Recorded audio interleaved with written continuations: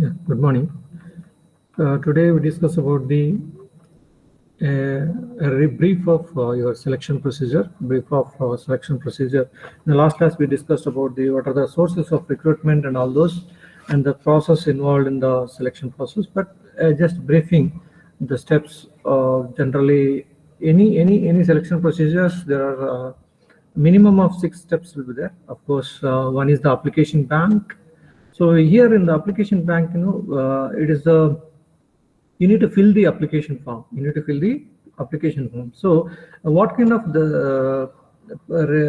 information you are going to give in this is going to be, it is maybe relevant to your personal data, such as qualification, what specialization you have, and then how many years of experience you have. All this will be, and in which firm and all, in which organizations you have worked on. So these are all the information will be given in the application form. So the application blanks are carefully scrutinized by the company with reference to the specifications prescribed for the jobs. Generally, job specification is mentioned, then based on the job specification, whatever the information you have filled, and these will be scrutinized by the companies. And the jobs decide, to decide of the applicants who are to be called for the interview, because once it meets the job specifications, then only you will be called for the interview. So that is how the scrutiny will be taking place in the initial step of the selection procedure, application bank. Then coming to the initial interview, those who are selected for the interview on the basis of the information which are provided in the application bank, will be called for the interview by the company. So in this interview, is the most important. Why? Because it evaluates the poise or appearance of the candidate, and also used for establishing a friendly relationship between the candidates and as well as the company. So for obtaining the, if I want more information rather than what you have filled up in the application form, other than that, if I want to get the more information, then I can go for this interview. And the interview must be properly planned, and the interviewers also should be highly knowledgeable in the area of specialization and the different fields also, and must make the applicants feel at ease also, because they have to have the friendly relations while taking the interview, so that the applicant feel at ease. Discount personal prejudice and note their opinions and about the applicants which you have interviewed. So whatever the things the interviewer is going to grab the information that has to be, and your opinions of the applicants also to be noted in the initial interview of the candidate. Then coming to the employment test, yesterday we discussed the different tests which are going to be conducted: aptitude test, mental ability test, psychology test, and physical examination test, and all those tests will be conducted. Personality tests, or if a personality test and intelligence test, and all those will be conducted for any employee after the initial interview of the candidate is done. So further assessment of the candidates, we need to check the abilities. We need to check the abilities of a candidate, whether he meets the job specification, or is having a what you call intelligence, or it may be having a problem solving ability, or he's having the adaptability. So all this kind of will be checked by using this employment test. And some of the tests which I have discussed, aptitude is the first and foremost. Any company is going to conduct the aptitude test. Why they are going to conduct the aptitude test is, it measures the applicant's capacity to learn the skill required for a job. So it is aptitude test. If you are good enough in the aptitude, then it shows that you are having the capability of learning the skills, required for any job. So it helps in finding out whether a candidate is suitable for a clerical or mechanical job. So that is how we can find out through aptitude test. And also his test helps in assessing before training as to how well the candidate will perform on a job after he is giving the necessary training. So once you understand this capability of the learning, then we can say after training how he is going to perform. So with this we can get to know. That is why the aptitude test or the compulsory test in any of the organization which you are going to join as a fresher. That's why they do aptitude test as a preliminary. Then you can go for interest test.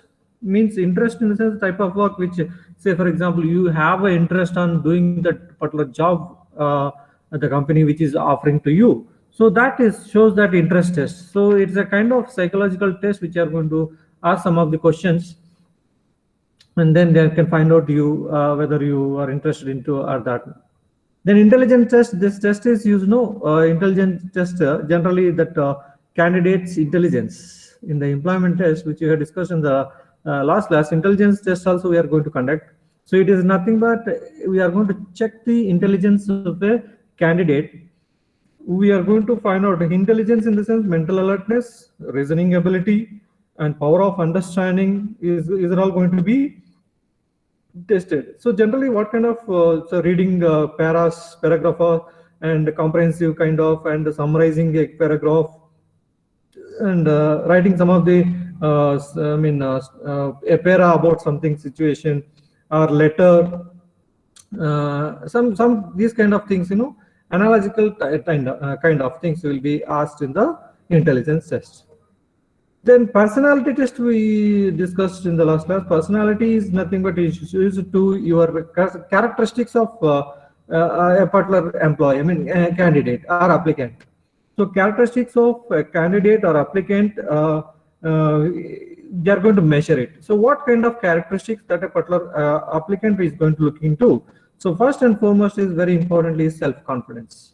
So the confidence, how you are confident enough about yourself. So self-confidence is very important, and how your temperament, because how you are responding to the questions, and also dominance. Are you arguing, or any judgment is there, any integrity or originality? All these aspects will be checked through personality tests. So personality tests also very, very important in the selection process. In the case of appointments to the post of supervisors and higher executives, because you should not have a temperament, you should not dominance, you should not show the dominance, so you should be participative kind of, so, and also friendly nature, and they should not have a temperament also, so you should have a self-confidence on you. So that is why if they want to fill the positions for supervisors and higher level executives, then they are going to look into this. So in some kind of series of questions will be asked, like a cycle, some special test also will be conducted, and the candidate's reaction will be checked, how he is reacting for the this particular test and all those. So this is how we can check the ability or characteristics of the candidates by conducting some test on him, right? So this is what employment tests which are any company is going to be conduct. Then fourth step in the steps in the selection process is checking references. Suppose, as I told that yesterday, we have discussed about the references which you have put in the application or resume. They are going to contact to understand how you are in the previous company, or how your ability and all those will be checked through references. So if your if your everything is fine, and in the interview you have done good, and you have done employment test also good, then we'll go for the reference check. So you need to check the character and the past history or background. All this will be checked through checking references, which I have put as a reference that we are going to be mentioned in that. And coming to the physical or medical examination, which we have discussed yesterday, and physical or medical examination is also another step of the selection procedure. The objectives of this generally to check whether you're fit for the job or not. Fitness, fit in the sense fitness I'm talking about here. So whether your fitness is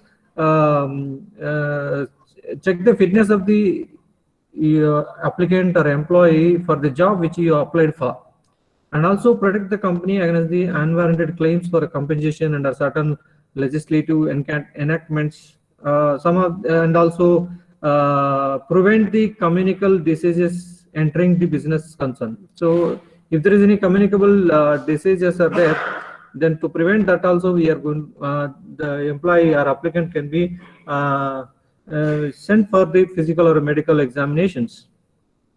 And finally, once you have done all these things, then the final year interview will be taken place. So this interview is conducted generally for who are ultimately selected for the employment. So generally in this interview, the selected candidates are given an idea about their future prospects within the organization. So how you are going to do, what kind of work you are going to do. So what are the, about their future prospects are going to be discussed within the organization. So this is about the selection of process in brief. I have mentioned, and also we discussed in the last class. So now we'll move on to the next topic, which is called as directing.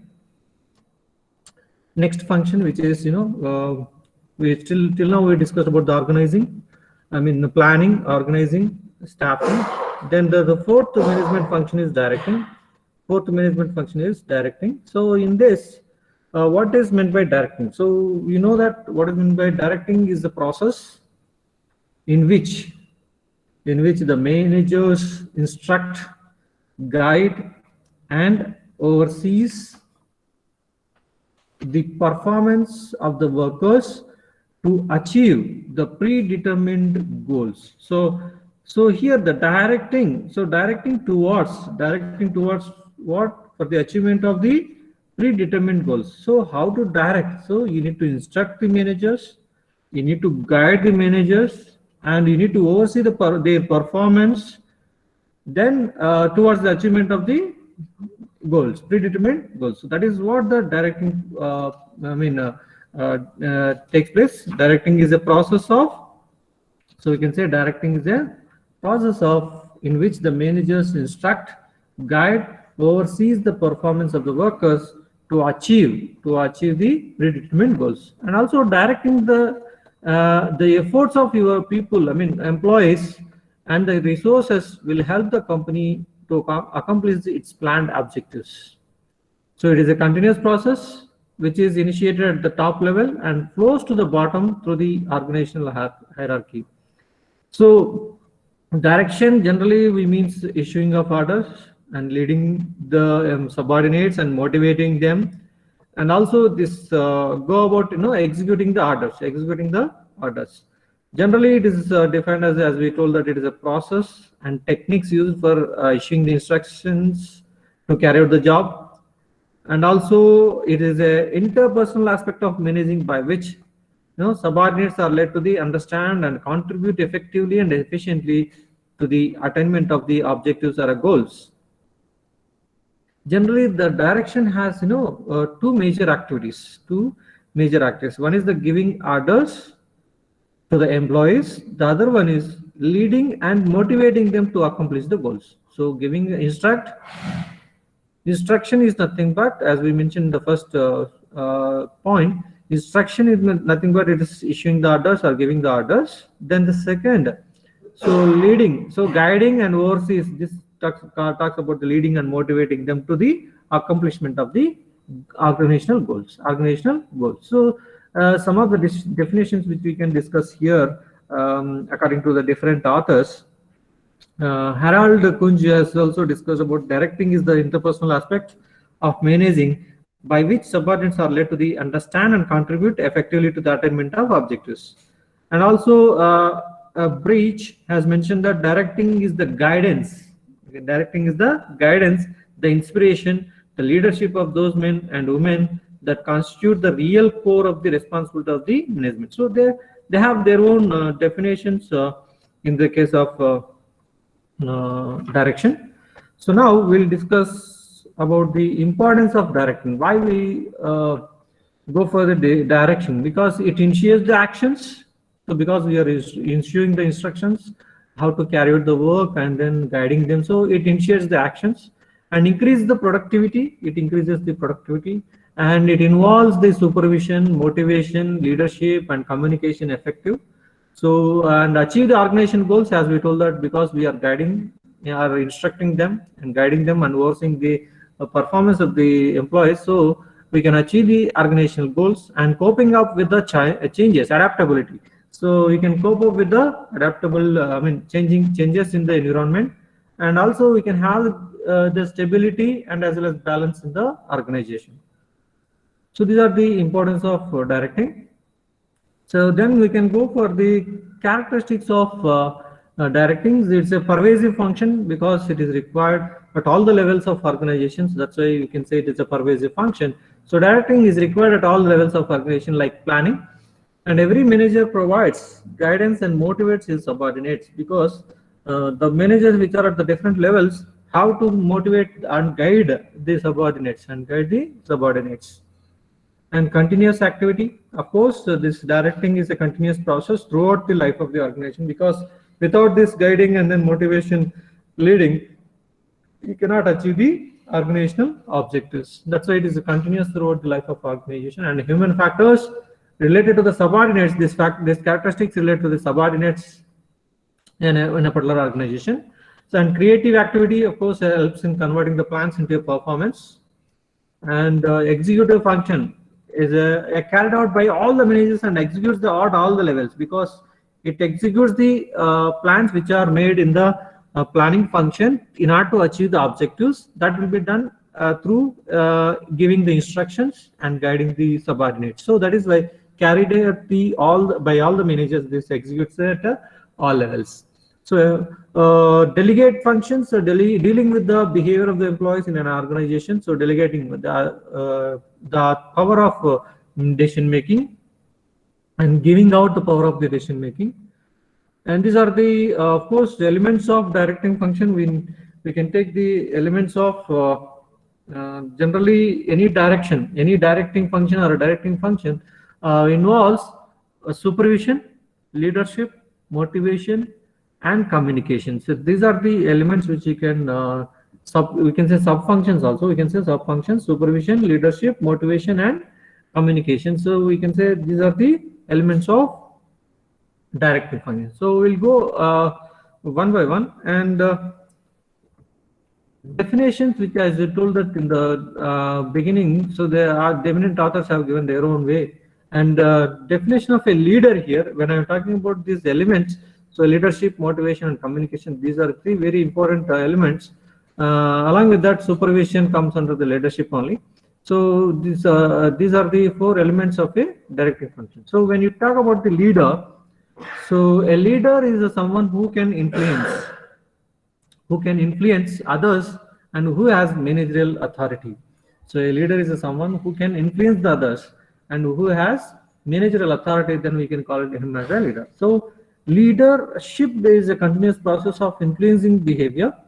So leadership is a process. Leadership is nothing but, it is the ability to secure the desirable actions from a group of followers or subordinates voluntarily without the use of coercion. And leadership is the ability, it pursues others to seek defined objectives, and it is the human factor, of course, which binds the group together and motivates towards the achievement of goals. So it's a process of leading group and influencing the group to achieve its goals.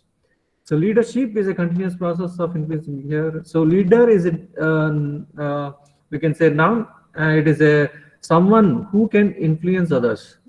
Leadership is the adjective, which you can say a continuous process of influencing the behavior.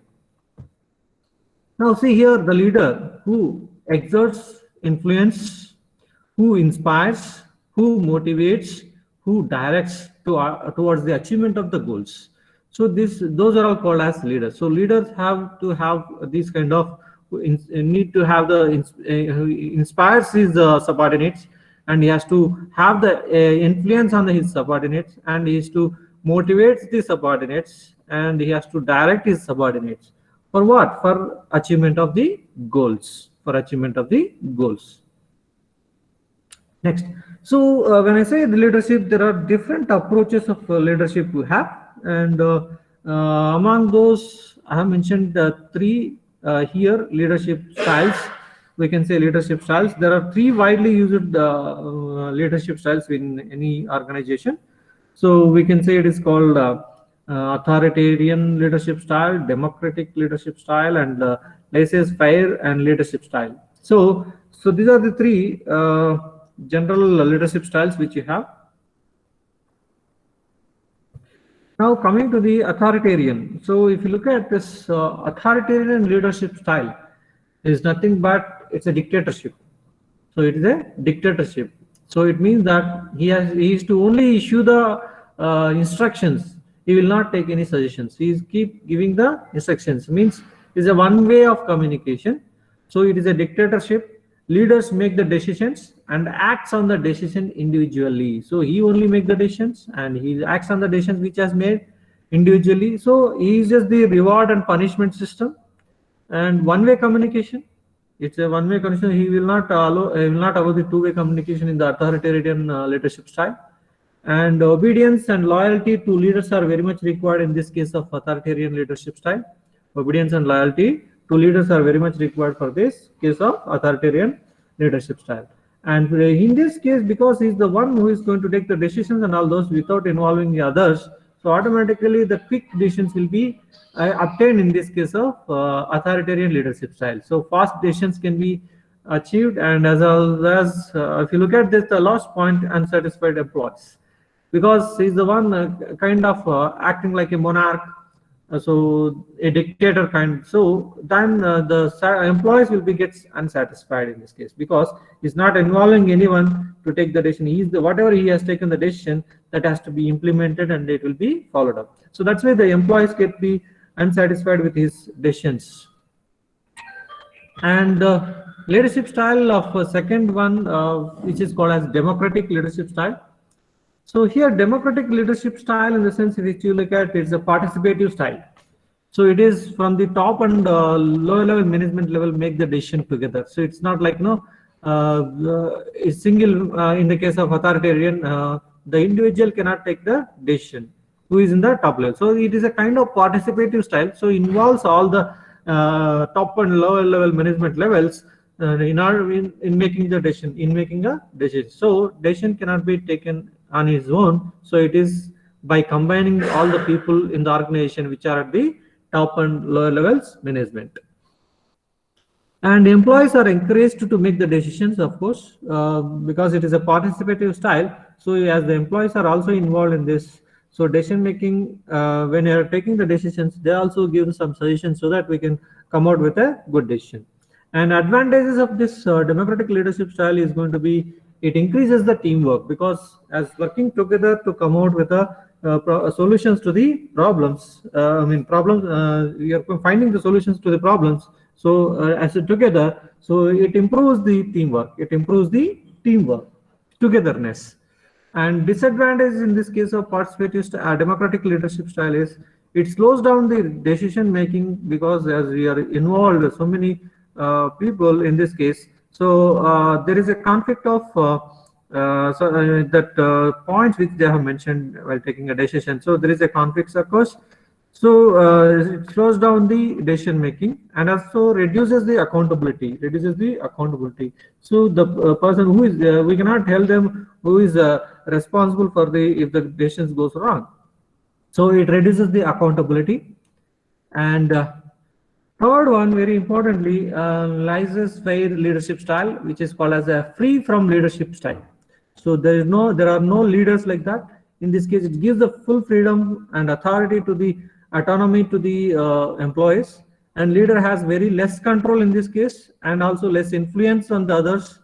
So it is as we told that it is a free from leadership style. Okay, so employees can use their expertise and knowledge to make decision and also increase the career development. So main disadvantage is it creates the misunderstanding and lack of unity. So these are the three which is we discussed about. And one more is we can say Likert management system. So Likert management system, it's a kind of behavioral approach leadership style. In this case, he has mentioned the four systems of managing. Here he combines the basic management styles like job oriented and employee oriented, and this Likert management system is introduced by the René Likert.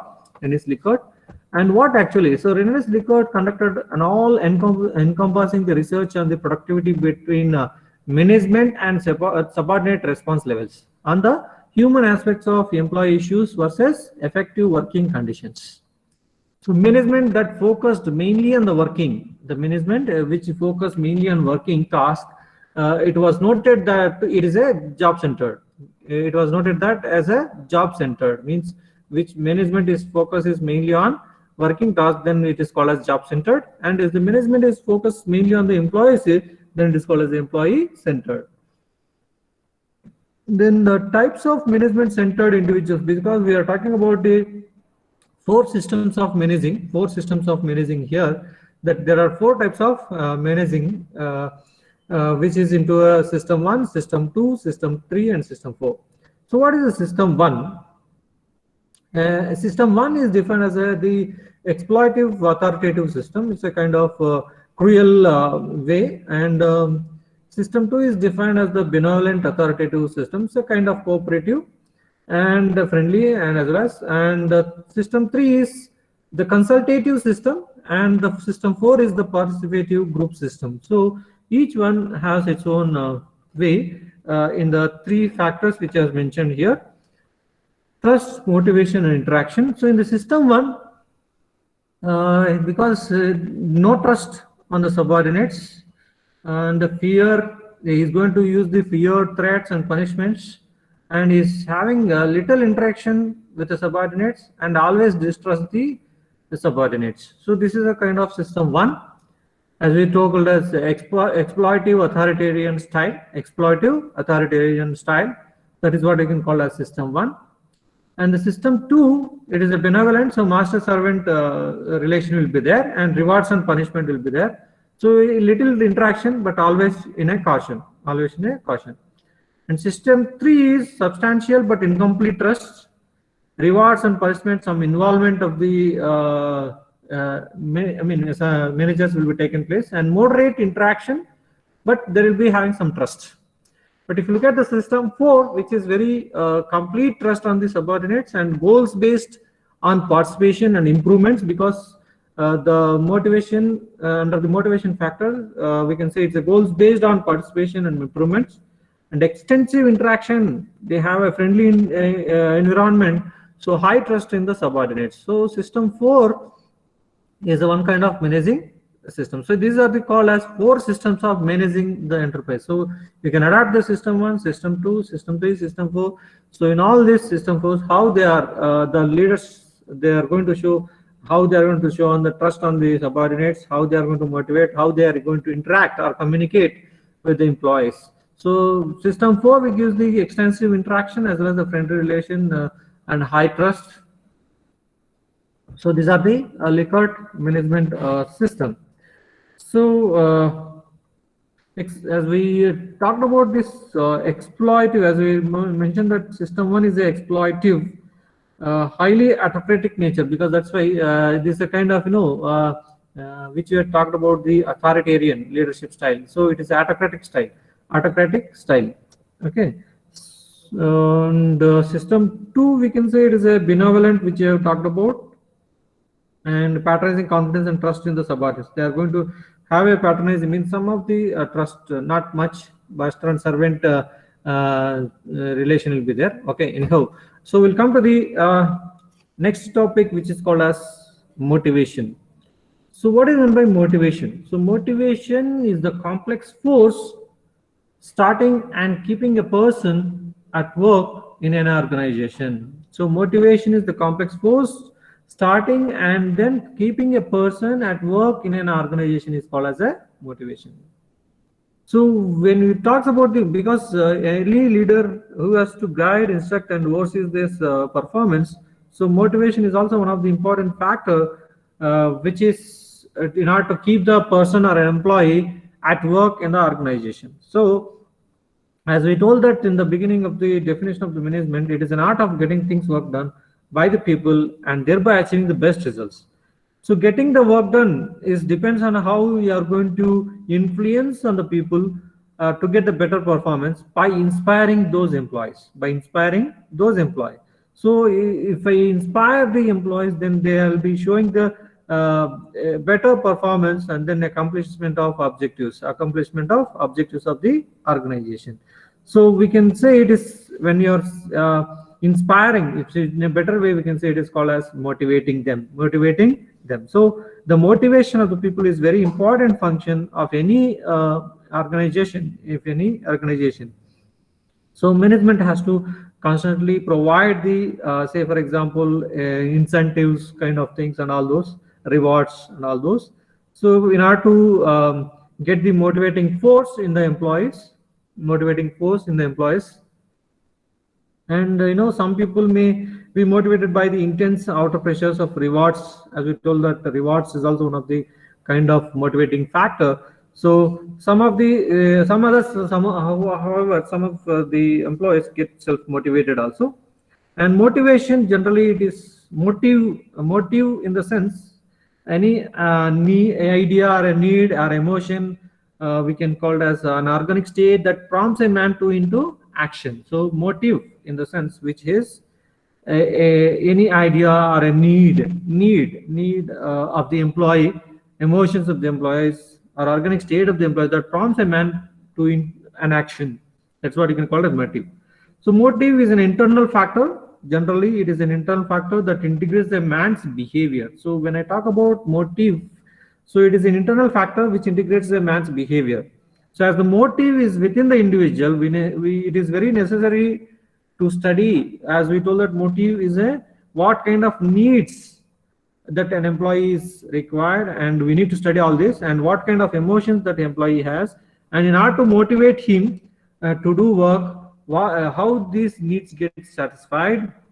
So there are certain inducing the factors which influence the man's behavior, and also inducing the best performance to meet his needs and emotions in the case of motivation. So we can say motivation is the process of, and also we have one more way of defining it. It is the process of attempting to influence the others, to do, your will through the possibility of gain or reward. So generally, motivation consists of three parts: motives, the needs, drives, desires, aspirations, and all those attainment of the objectives. So coming to the what kind of things which people get motivated. So what the people get motivated. So as we discussed, intrinsic reward and as well as extrinsic reward. So is the good feeling you have when you have done a good job, and it is something given to you by someone else as a recognition for your good work, and which includes the pay hike, pricing or promotions. All this we can come under the extrinsic reward. So before we can talk about these motivation, so we have a different characteristics of motivation also. And motivation generally is a psychological concept, because it is when you're talking about the internal characteristics, then it is a motivation is a psychological concept. And needs, which we discussed, with generally any employee or any human being, its needs are food, shelter, and clothes. And of course, ego satisfaction, including self-esteem, recognition from others. All this self-development will become under this psychological concepts. And motivation is an unending process. It is an unending process, never-ending process. Man is a social animal, and we know that he has innumerable wants or desires, so which induce him to work. And of course, goals are motivators. We can say the goals are motivators, because we need to work towards the achievement of the goals. So goals will become the motivators. And also the self concept as a unifying force, which we can say it is a characteristics of motivation. So motivation is necessary. Why motivation? Yes, it is required. Why we need motivation? Because the motivation increases the quality and productivity. Highly motivated employees, improves the quality of a product. Then benefits of motivation. So if you put human resources into action, improves the level of efficiency of employees and leads to the achievement of the organization goals. It builds the friendly relationship and leads to the stability of the workforce. So we discussed all these very important parameters in the directing function, because the motivation is a sub function of a directing. So it leads to the stability of the workforce, building a well-trained relationship, achievement of the goals. Of course, it improves the level of efficiency of the employees. And then there are different types of theories are there, but here when you before good, there is a types of motivation. It means there are positive kind of motivation and negative kind of motivation we have. So what is meant by positive motivation and what is meant by negative motivation? So generally, in a real sense, motivation means motivation means it is a positive motivation only, and positive motivation which makes the people induced to do their work in the best possible manner. They can improve their performance, and it provides the better facilities and rewards to them for their better performance. Financial or monetary motivation may include in this positive motivation, and non-financial or non-monetary motivation may also include promotion, praising of the thing, and all this will be come under the non-financial. Monetary incentives, just providing a better standard of life, while the non-monetary motivation satisfies the ego of the human being or employee. So negative, what kind of negative motivation which you talk about here is negative motivation aims at controlling the negative efforts of the workers, and so inducing the man to work positively in the interest of the organization. Okay, generally it is based on the concepts of if the man fails in achieving the desired results, he should be punished. So punishments, fear of loss of job, or some of the methods which are usually taken as a means to direct the man in the desired direction. So under this method, man works in a fear and tends to produce minimum enough to get by safety. So the negative motivation may also be divided into two things. One is monetary and non-monetary motivation.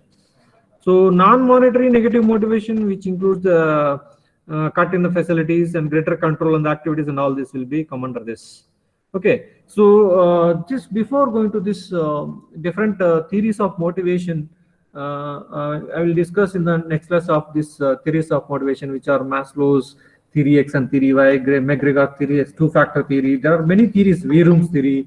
There are many theories of motivation which we need to discuss. So we'll discuss in the next class. Today we stop here.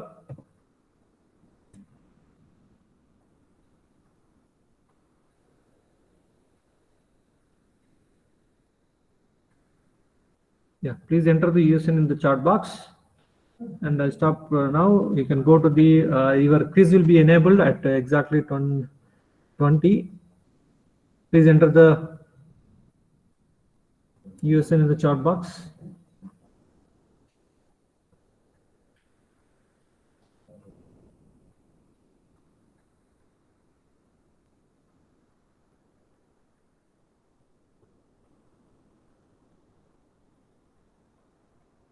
Yes, you can leave the class.